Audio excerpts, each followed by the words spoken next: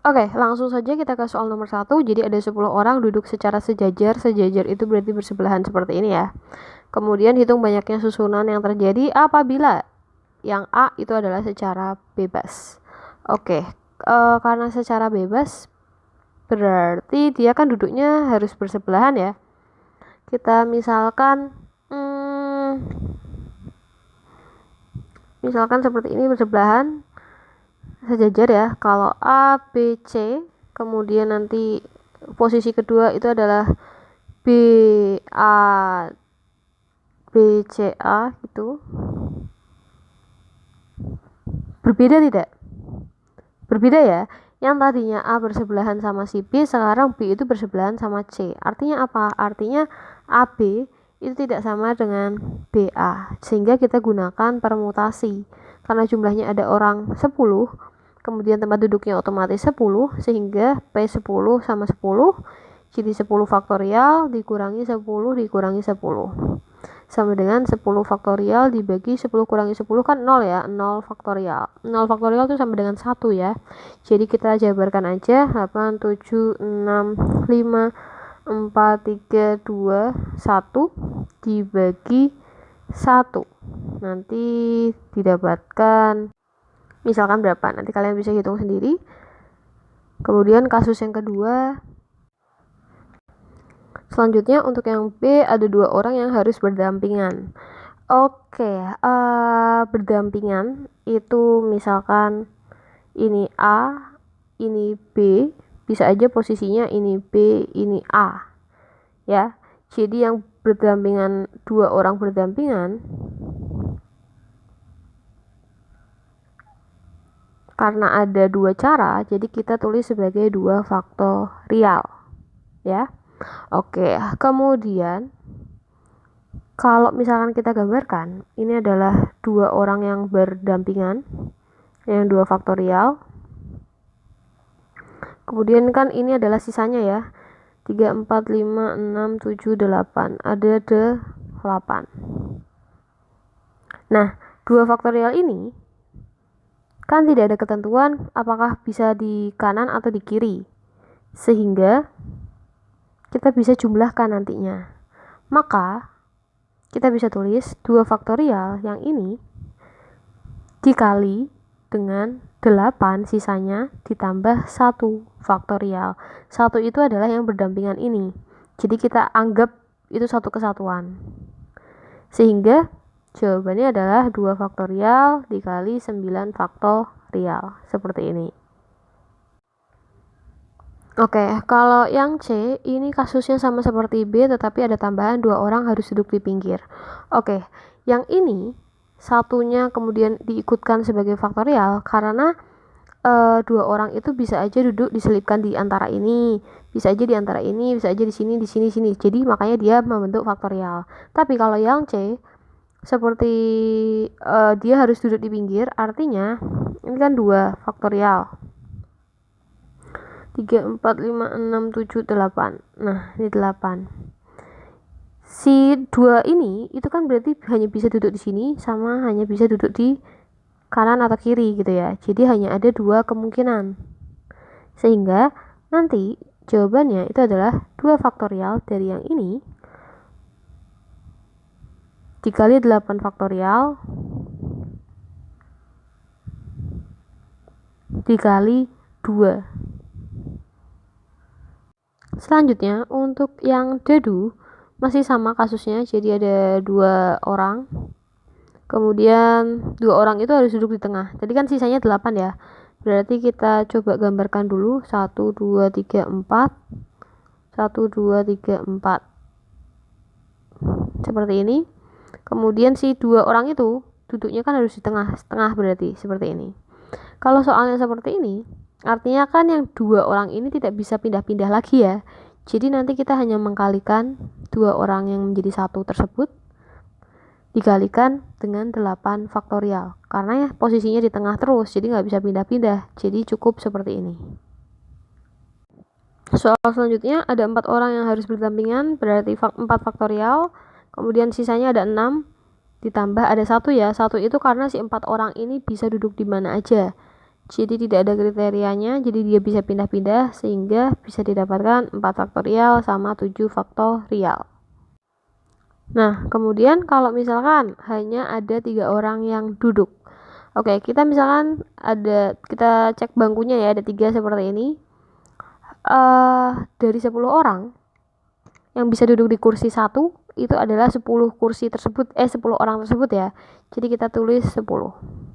Kemudian di bangku kedua kan sudah duduk 1, berarti sisa orangnya tinggal 9.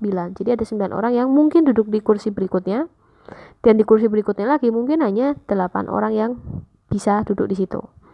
Jadi nanti kalau yang ditanyakan ada berapa cara orang duduk di situ, berarti tinggal dikalikan 10 dikali 9 dikali 8 sama dengan 720 cara. Atau kalau misalkan hanya 3 orang yang akan duduk di situ, itu kan tidak memperhatikan itu kan memperhatikan urutan ya. Jadi kita juga bisa menggunakan permutasi, berarti 10 diambil 3 sama dengan 10 faktorial dibagi 7 faktorial, nanti hasilnya juga akan ketemu 720 cara. Kenapa dia duduk itu memperhatikan urutan? Ya karena seperti yang sudah disampaikan, kalau A, B, C yang duduk kemudian berubah menjadi C, D, E yang duduk itu kan berbeda. Jadi AB tidak sama dengan BA. Untuk soal berikutnya, ada 5 orang yang duduk secara melingkar. Oke, karena dia duduk berarti kan memperhatikan posisi. Tapi karena ada kata melingkar, itu masuknya ke dalam permutasi siklis namanya. Rumusnya adalah N-1 faktorial. Jadi untuk yang A, kita tinggal tulis karena itu ada 5 orang, berarti nanti 5 dikurangi 1 faktorial sama dengan 4 faktorial. Jawabannya adalah itu. Kemudian untuk yang B, ada 2 orang yang harus berdampingan, berarti 2 faktorial. Kemudian dikalikan dengan sisanya, seperti tadi, sisanya berarti 3 orang. Kemudian ditambah dengan 1 itu jadi orang yang berdampingan tadi bisa mensisipi di sisi kanan dan kirinya. Kemudian karena dia siklis dikurangi 1 faktorial. Jadi jawabannya adalah 2 faktorial dikali 3 faktorial. Oke, selanjutnya nomor 3, ada 5 pria sama 5 wanita akan duduk di bangku yang memanjang. Kalau untuk yang A, 5 pria harus berdampingan, berarti kan 5 faktorial. Kemudian sisanya adalah 5 wanita.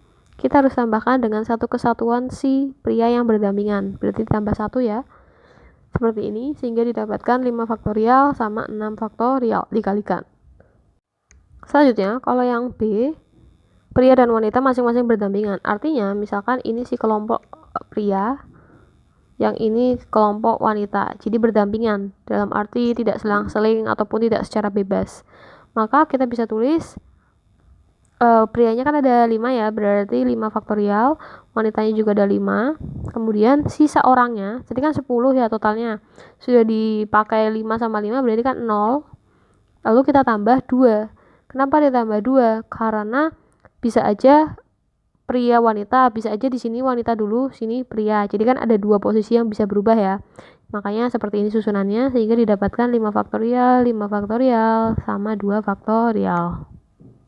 Oke, selanjutnya yang diminta adalah selang-seling. Selang-seling kalau kita gambarkan 3, 4, 5, 6, 7, 8, 9, 10 gitu ya. Nah ini kan ada atau kekecilan, misalnya gini. Berarti kan bisa aja pria, wanita, pria, wanita, pria, wanita, pria, wanita, pria, wanita. Ada 5 ya, sudah ya, pas ya. Oke, bisa aja susunannya seperti ini. Artinya apa? Artinya pria di sini kan berarti ada 5 kemungkinan yang duduk. Kemudian di sini tinggal 4 kemungkinan orang yang bisa duduk. Ini 3, ini 2, ini 1 kemungkinan. Kemudian ini juga sama, ada 5, 4, 3, 2, 1. Nah, kemudian ini kan tadi awalnya adalah pria. Sekarang bisa nggak? Mungkin nggak kalau awalnya itu wanita dulu. Wanita, pria, wanita, pria, wanita, pria, wanita, pria, wanita, pria. Mungkin ya. Sehingga nanti kita penulisannya seperti ini. Ini ada 5, 4, 3, 2, 1. Itu kan berarti 5 faktorial. Yang wanita juga sama, 5, 4, 3, 2, 1 berarti 5 faktorial. Kemudian posisinya bisa aja pria wanita dulu. bisa aja wanita pria dulu, jadi bisa ada 2 posisi, sehingga bisa kita tuliskan 2 faktorial atau 2 kali 2, itu juga bisa, karena 2 faktorial sama kali 2 kan sama ya. Nah, jawabannya seperti ini. Selanjutnya misalkan ada soal seperti ini. Nah, kalau tentang huruf seperti ini, untuk yang A, di situ kan totalnya ada berapa? 1, 2, 3, 4, 5. Ada 5 huruf ya. Kita tulis 5 faktorial dibagi yang kembar. Ada nggak yang kembar? Ada. A. Hanya ada 2. Berarti kita bagi dengan 2 faktorial. Jadi ini melambangkan A yang kembar. Nanti kamu cari hasilnya berapa. Nanti dapat 60 cara. Kemudian kalau yang B itu ada 1, 2, 3, 4, 5. Ada 5. Berarti 5 faktorial. Ada nggak huruf yang kembar? Tidak ada. Berarti hanya kita tuliskan 5 faktorial saja. Kemudian kalau ini yang terakhir yang matematika 1, 2, 3, 4, 5, 6, 7, 8, 9, 10. Berarti 10 faktorial. Terus ada yang sama nggak? Ada. Yang mana? Yang M.